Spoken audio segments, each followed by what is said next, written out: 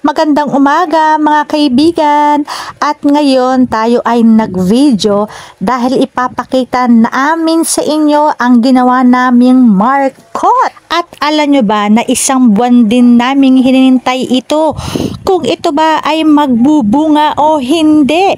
At ngayon pa lang namin ito bubuksan sa kanyang plastic. At ito na nga, nagbunga din ang kanyang paghihirap sa markot dahil nga nagkaroon na ito ng dahon na umuusbong. Kaya naman ngayon pa lang ay tuwang-tuwa na kami, lalo na syempre ang naghirap ng pagputol ng puno ng abukado. At eto na nga, nagbungad sa amin ang mga maliliit pang dahon na umuusbong. Ay grabe, sa tuwa si Mister.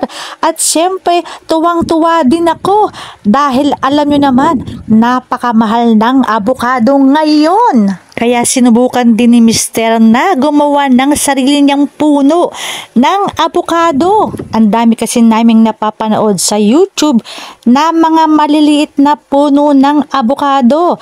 Ayan, sa kakapanood ni Mister ay sinubukan niyang gayahin ito, yung magmarkot. Kaya naman humingi kami ng sanga sa aming kapitbahay. At ganyan, tinanim nga ni Mister ito sa isang plastic bottle lamang. Nilagyan ng lupa at talagang tinakpan muna niya ng plastic. Dahil yun ang sabi sa YouTube, wag daw itong didiligan at hayaan daw muna ito ng ilang buwan. Pero sa hindi namin matiis na makita kung ito ba ay nabuhay o hindi, kaya naman dali-dali niya akong ginising. At take note, natutulog ako pero sa sobrang excited niya ay talaga namang ginising niya ako. At ipinakita niya sa akin ang kanyang ginawang markot. Talaga naman. Diba, ang mahal pa man din ng 1 kilo ng abukado ngayon. Kahit napakasarap, pero hindi ka makabili ng gusto dahil nga sa mahal nila. Talagang budget palagi.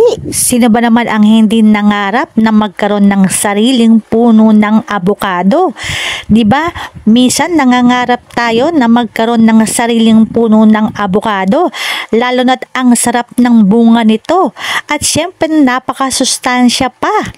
Kaya nang makita namin ito talaga ay tuwang-tuwa kami dahil nga nagkaroon na ito ng dahon. Pambihira, akala ko hindi ito mabubuhay dahil nga ganon pala yun. Pwede palang mabuhay ang isang sanga basta't inalagaan mo. At syempre kailangan mo rin manood ng mga YouTube para alam mo kung paano mo bubuhayin ang isang sanga. Mahaba-habang panahon pa to, kaya sa susunod na lang.